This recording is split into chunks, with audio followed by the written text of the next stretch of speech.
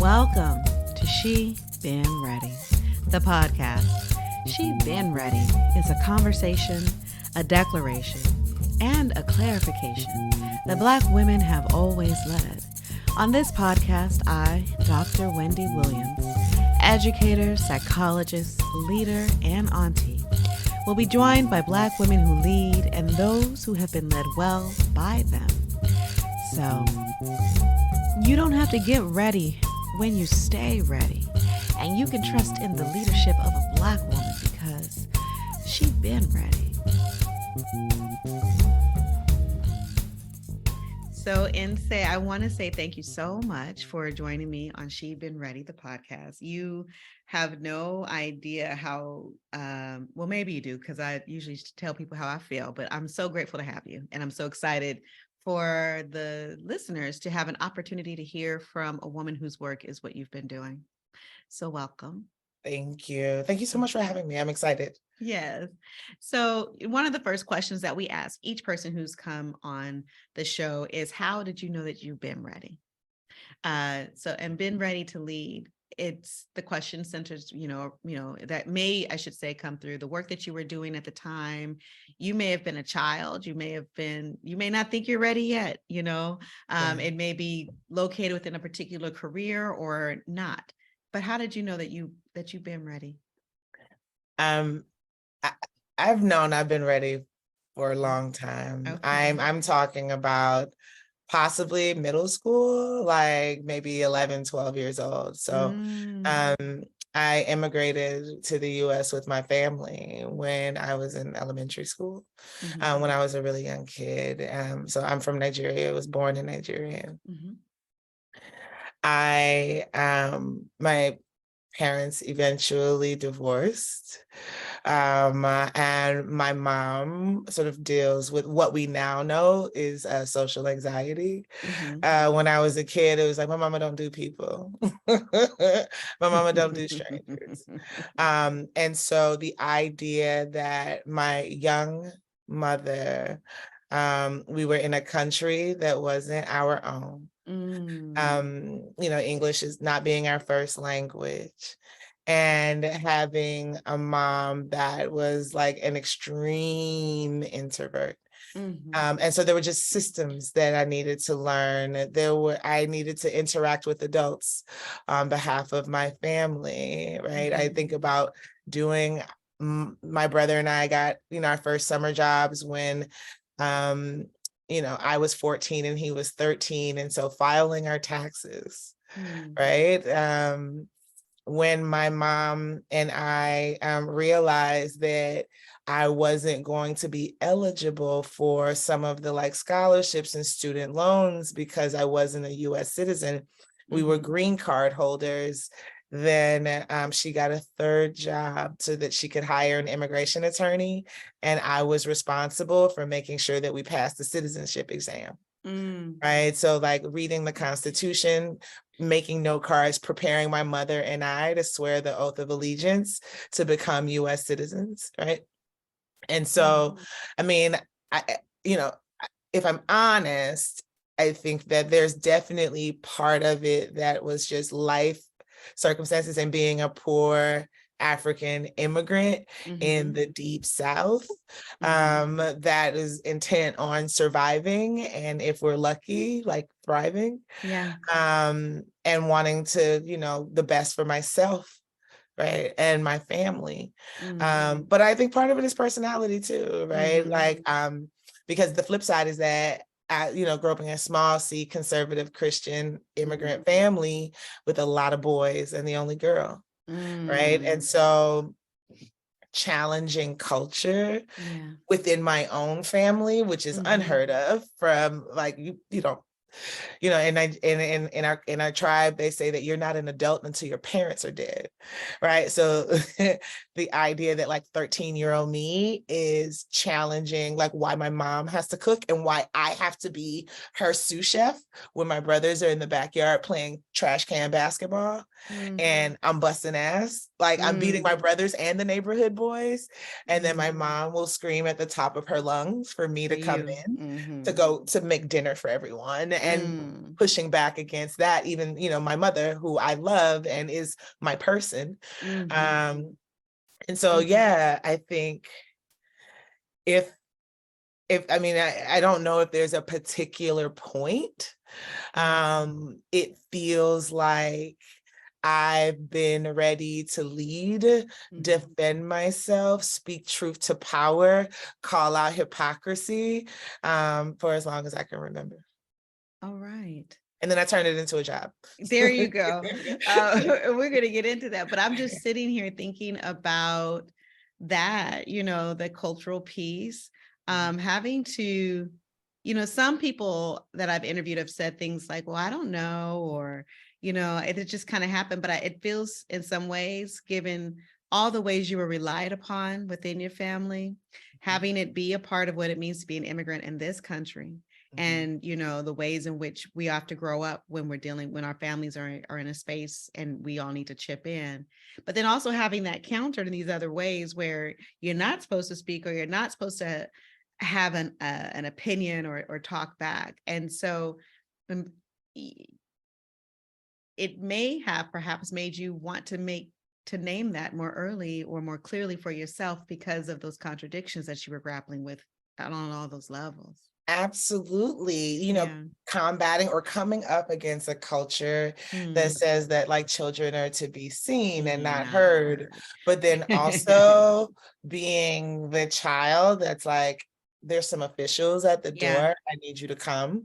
Right. So like, you can't put that. We're either like comrades and partners, and I'm helping you and leading this family, right? Or not. Right. You can't have it both ways. Right. And isn't that the story of Black women in leadership in America? Oh my goodness! So you were prepared very well. Oh my goodness. They want our labor, our creativity, the sauce, the swag, the tirelessness. But how dare you want to actually run and win? Like, how dare you actually want to be in the seat, right? That to make decisions. How dare you want to control the budget, right? Like, we just want to exploit your labor. That's it. And then you go back over there and do other things. 100%. 100%. I had never thought about it that way, but yes, absolutely. We're just gonna jump right on in. Right. But I think, for me, that's the rub. I recently finished a book, and the first line is, that we are the most resented for being the most dependent upon. And it really is. It's true. And that's the paradox of our leadership challenge, not our challenge, but people's challenges of us and challenging us. It's true. Yeah. I mean, I think about sort of the backlash that I received, saying you want to register 1 million Black people to vote in a place like Georgia, where there are tons of civil rights leaders, Black Democrats, and just folks who claim to do this work. But it wasn't getting done, and it certainly wasn't being done at scale, and it wasn't being done in transparent ways, like with metrics associated, so that we could understand the impact that it was having on the electorate and the political opportunities. And so my work at the New Georgia Project created those conditions, created a vehicle that looked at voter registration and Black political participation in very scientific ways, right? I say often that our work is data informed. It's not data driven. What drives us is the love for ourselves and our communities, and trying to build something that like actually works for Black people, but it is absolutely informed by data. And what that did was opened up the floodgates. It let me raise almost $100 million over the course of 9 years, and spread those resources across the South, having people look at the Black electorate in different ways. And the smoke, the critiques that I get do you mean for bringing resources to the state?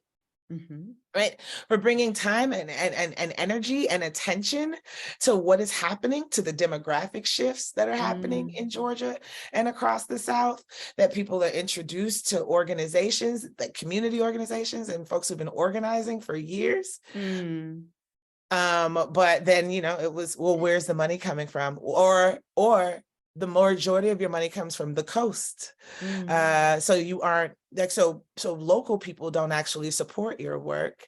You got to go to California. You have to go to New York in order to fundraise for it. And that being used to discredit our work as if I am not Southern, I'm not Georgian, I'm not local, we're not Black enough because our work is funded by folks who are not from our communities. And so, oh goodness. Yeah.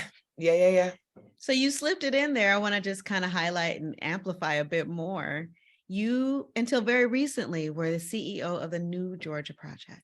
I was. And I want to thank you out loud and in front of everybody for the work that you've done and that you all have been doing down there, and it's one of the reasons why folks in California, like me and all across the country, but on the coast, are supportive, both in heart and in dollar, is because it matters. The South is leading the way and Georgia is leading the way around redefining and reimagining and perhaps allowing us to access for maybe the very first time, the actual democracy that this country has promised. And so we thank you and we salute you. And we know that that comes with all the things that it comes with. Yeah. What did it mean for you to be a co-founder of this piece of work? How did you say yes to that? Yeah. So, I mean, for those who don't know, like the New Georgia Project started by a brilliant leader by the name of Stacey Abrams. Woo-woo. I love her so much. She's such a good human. Like it's just so. I was living and working in Canada. I was the deputy executive director of the Canadian Association of University Teachers. It's the largest faculty union in Canada. Yeah. Okay. And I was lobbying, trying to get free college across Canada. And one of my very good friends comes to visit me for the summer. We're riding bikes through downtown Ottawa. We're riding past Parliament. She says, "By the way, are you coming home for the holidays?" And I'm like, "You met Mama Ufot. Of course I'm coming home for the holidays. That's not an option." What are you talking about? And she was like, "Well, when you get home, I want to introduce you to one of my clients and somebody that I'm working with. Her name is Stacey Abrams. Okay. She's a state legislator. Have you heard of her?" And I was like, "No." And also, no new friends. Okay, time. We're going to have to come back to that if we have time. Absolutely. I was a jerk. I was a jerk. To be clear. Okay. I'm arrogant. Okay. I was like, I'm coming home to see my sorors, to see my mom, my friends from high school, make some bad decisions with a couple of exes, and eat a bunch of food. Like, I'm not trying to meet with some state legislator. What are you talking about? Put on a suit. Blue suit, red tie. No, thank you. Right. And she said, "No, I really think that you guys should have brunch." And I was like, "Well, it's brunch. You should have led with that." Yeah. You should have led with that. Ease in with the mimosa. Maybe you can make it happen. I know. So New Year's Day, 2014, Stacey and I have brunch. On New Year's Day? On New Year's Day. Okay. Yeah, I mean, because I was committed to making bad decisions with my ex. What you did on New Year's Eve. I can't. I need you. I understand. Listen, I've seen what your commitment can do. So in whatever way you decide, I know it's going to happen. I had a schedule, not an itinerary. A schedule. Okay. And if I could, I'll grab brunch with this state legislator. Okay. So we have brunch on New Year's Day. Okay. And she lays out her vision for the New Georgia Project, right? At the time, there were 1.2 million African Americans, Latinos, and Asian Americans, and unmarried white women in the state who were eligible to vote, but completely unregistered. And why it mattered a lot to her was because also at that time, the losing Democrat was getting beat by the winning Republican by an average of about 250,000 votes. And she's saying, hey, You got all these votes over here that aren't spent. I'm sure we could make a difference if these people participated. There were 5 times the number of unregistered Black folks than what was required to swing any election in Georgia, any election. And again, there were a bunch of legacy sort of civil and voting rights organizations who claimed that they were doing this work. But they were not. The Georgia State Legislature has the largest legislative Black caucus in the country, more Black legislators elected in Georgia than in any other state, and the work was not happening. So some back of the napkin math, like how do you get to 1 million? And here's the thing, I'm telling her all of the reasons why it won't work, right? Because, I was a precocious, young activist in the Georgia Democratic Party of the 90s and early aughts. And I know that it was run by Dixiecrats, right? And Dixiecrats and quite frankly, Black male Dems who were conservative. And who had a sophisticated racial justice analysis, but not gender and certainly not class. That's right. And so, and if you know Stacey or have heard her speak or have had an opportunity to see her work, I had 30 reasons why this could never get off the ground. She had like 35 reasons why it absolutely could, right? And so we had this 3-hour brunch. It's great. I'm like, she's really smart. I like her. This was way better than I expected, but I'm also going back to Canada because it's Georgia and I know Georgia. I get on the plane a few days later, I get back home, think nothing of it, get back to life in Canada. And then in the summer, I get a call from my friend and Stacey. They call me on 3-way and they say, I know, very high school. They are ganging up on you. They're like, right, very high school. And they're like, it's time to come home. It's time to come home. And, then the negotiation started. So she's like, how much money do you make? I told him and she was like, well, we can't pay you that. but I think you can raise it. I think that we can raise it collectively. And here's where, this is what we've raised so far. I packed up my truck and drove the 24 hours from Ottawa back to my childhood bedroom in Southwest Atlanta. And we started the New Georgia Project the next day. Okay. Yeah. So what made you pack your car to go earn a living and really go make a living? Because you had to create the money for you to actually get the salary that you needed. Absolutely. What made you do that? How or why? What? What flipped? Because you said 30 reasons no. You said, I mean, I'll tell you now, if the money don't look right, I don't understand how we're going to keep talking. So what made you pack your car and drive for a day? Right. That's a long time. Right. You know why? What it was? Yeah. There was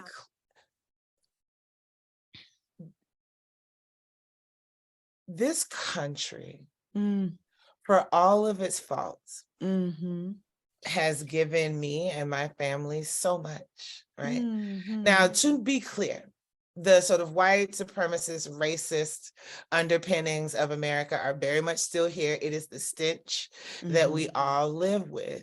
And a mouthy, single woman working in politics, principled, 10 toes down, unmovable unless by facts or a really good story, I'd be dead if I were in Nigeria.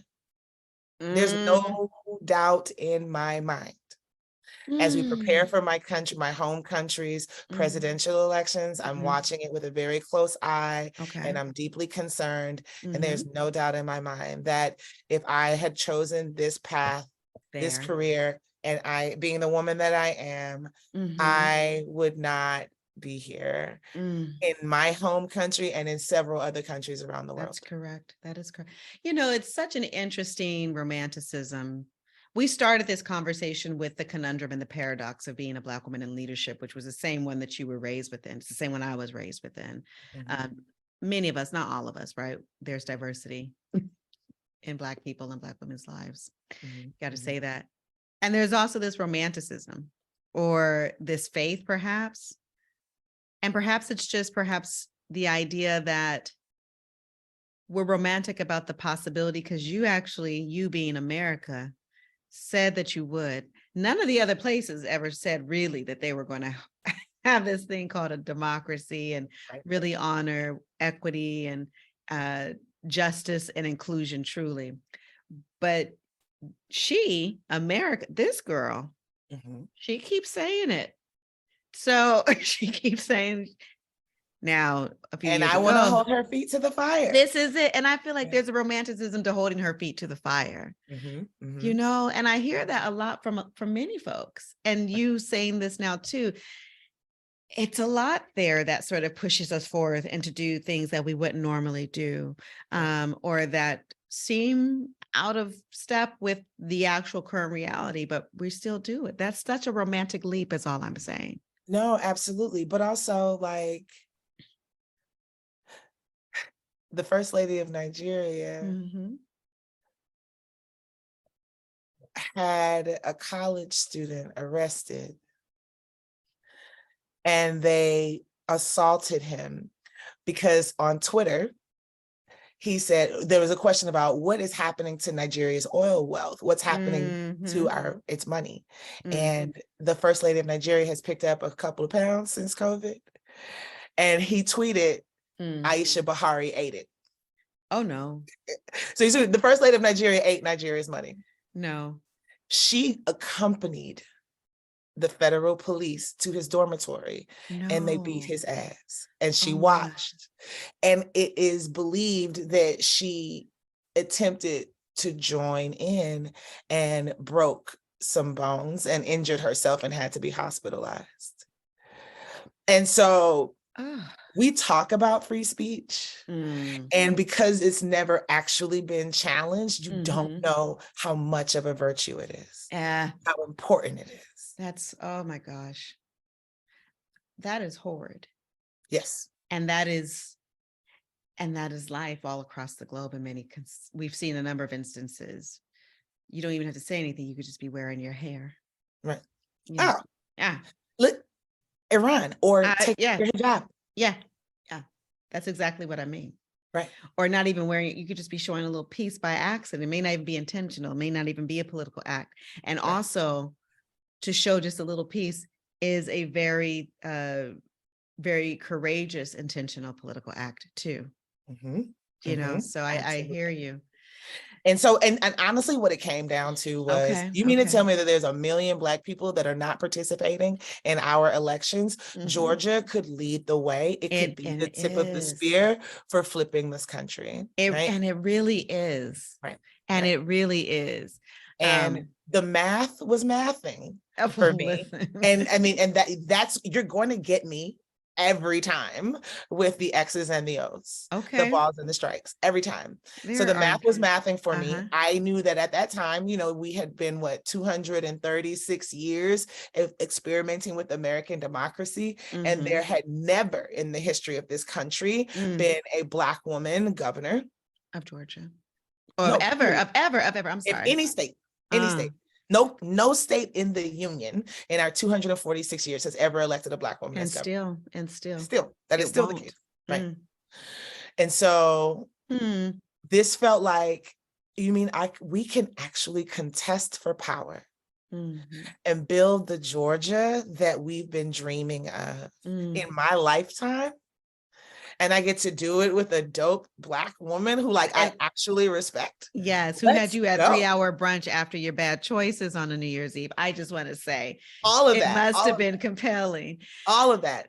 And not only that, but listen, I love Canada for what it provided me, but I was born in Nigeria and raised in Southwest Atlanta. You're going to tell me it's too cold in Canada for you? And white. Yeah, that too. I've never lived where I didn't have a Black mayor. I've never not had Black political leadership. I've never not had Black doctors. Like, a white physician did not touch my body until I was 32 years old.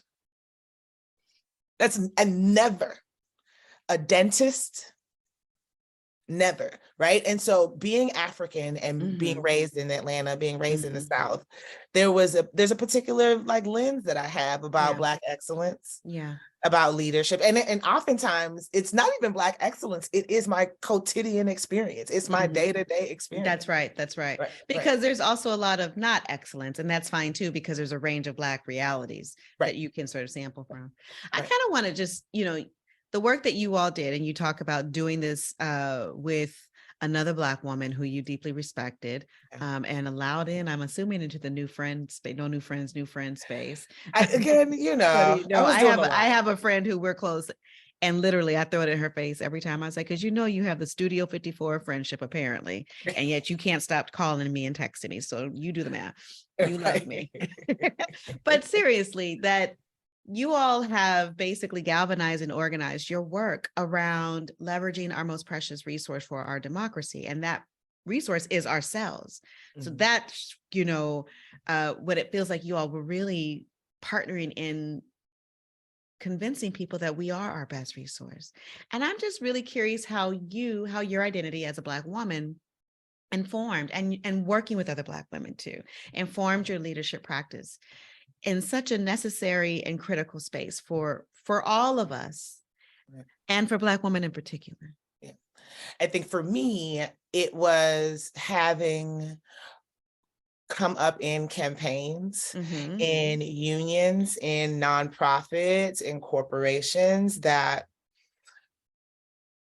not only did it required me to be a subject matter expert, it also required me to be like hyper aware and hyper vigilant of my identities as an immigrant, as a Black woman, as a poor person, right? Or with a person who grew up poor. And it's exhausting. I never was affirmed by my colleagues. I saw often ways in which my labor and other Black women's labor was necessary to the mission, was necessary to a successful execution of a process, but it was never valued. They weren't compensated fairly, they weren't promoted, etc. Their work and their leadership and their creativity and their genius was invisibilized or ignored. And this felt like an opportunity to show people how to run campaigns, highly effective campaigns with Black leaders that didn't chew people up and spit them out. Right? That this felt like, I never thought that I would be able to do this work in my home state, because I know these jokers, the Republicans and the Democrats, these right? Jokers, yes. I know, I never thought that. But you do know them, because this was a part of even your early work as a young person, getting out there. As a young volunteer with the Georgia Democratic Party, with the Dixiecrats, right? So I never thought that this was possible. So the idea that I could come home and build infrastructure that allowed me to hire, train, and deploy folks who come from our communities, who share our values, and teach them how to run campaigns that win. Yes. Right? The idea that you couldn't run a Black person. People told us that, the height of cynicism. Stacey's primary opponent in 2018 was a white legislator named Stacey Abrams. And she was propped up by the Georgia Democratic Party and the Georgia Democratic infrastructure, largely because despite the fact that Stacey was the clear leader, had raised money to make Democrats competitive, as the minority leader, had gotten Georgia and the Democrats together, they didn't believe that folks would vote for a Black woman, right? They didn't believe that people would vote for a single woman. The rumor mill and the whisper campaigns, all were like, well, it's not us. The state's not ready. The country's not ready, right?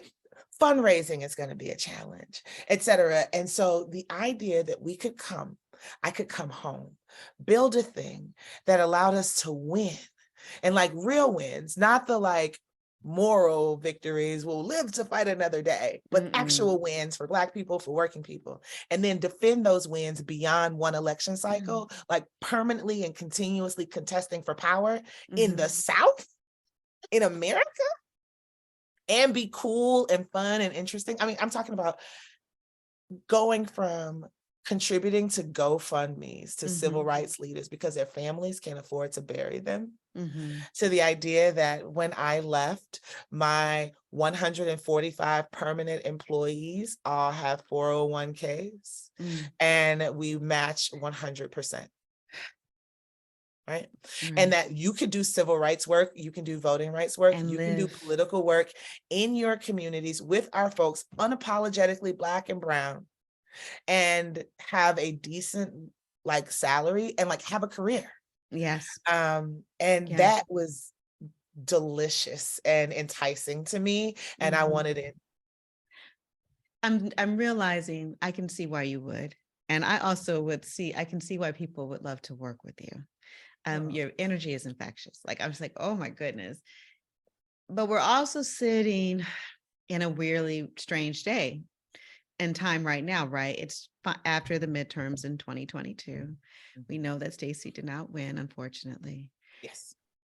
And we also know that there's this runoff that's happening, and, you know, not wanting to necessarily get you to talk about that, but just that this is a dream and a piece of work that Stacey Abrams has been in for a very long time, and that you joined that fight and had been in it with her too. What's it like for you now, given that the second run did not work out in the way that I had hoped? I can tell you, I was in Japan visiting my brother and meeting my new nephew for the first time. I was watching Stacey too. Like, I really was, you know, because both things are important to me. Of course. Of course. But seriously, what was that like for you? It was hard. Yeah. I still, which is unlike me, I still feel that my responses are more emotional than strategic and tactical. So that's what my answers are going to be, the betrayal, right, of white women. That we look across the country and see that the loss of Roe versus Wade inspired a particular type of political energy and turnout in states all across the country. And in Georgia, it did not translate into the feminist pro-healthcare, pro-bodily autonomy candidate winning, that the candidate who banned abortion at 6 weeks when nobody asked him to was successful at the time. And, you know, on the other hand, it's like, I don't know what it's like to share a bed or give birth to my oppressor, right? And wow. Are you gonna pinch the bitch? Like, you gonna stand up and draw the line and hold the line for yourself and fight for the kind of life and fight for your dignity and humanity? And I think the betrayal comes from believing the rhetoric. Like, we were polling white girls, we were polling white women, and it did not translate. So I'm gonna sit with that for a while. Yeah. And I feel I'm brokenhearted, and I feel like, but your broken heart is so different than mine, because it's like broken heart, broken sweat, broken back, broken tears, you know, in terms of the ways that you uprooted your life, moved on down. And also, it's such a romantic notion. It's such a heartfelt notion. You know, it's a ride of a lifetime in many ways. And you said yes to it with a lot of courage and bravery. But there's a lot of disappointment that goes into living so passionately. You know, something that people say often is that Black women will save our democracy.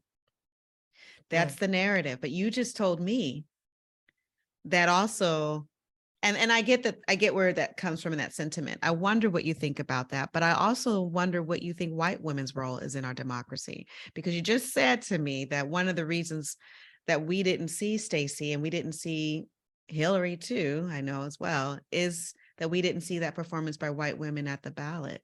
What is it saving? Is it just not sabotaging? Like what do we, what's going on, and what do you see in that space? I think the role of white women is to defend themselves, is to like resolve the conflict that they have between sort of cozying up to the enemies of progress because their addiction, like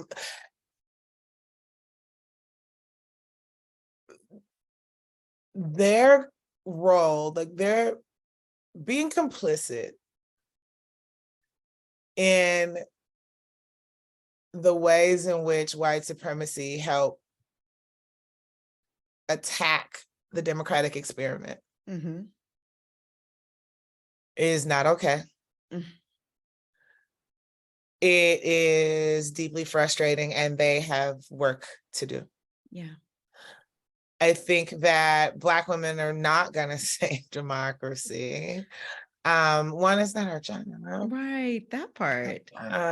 That part. But also two, there's just, again, back to the math thing, there's not enough of us. There's not enough of us. So when we talk about the future that we want to live in the future America, it is in fact a multiracial democracy. It's a multiracial democracy that Black people can hold a mirror up to America to try to get America to do what it's supposed to do, to try to help resolve the hypocrisy and all of those things. And it's still 13%. You can't make 1326. It is 13%. Yeah. You cannot. Yeah.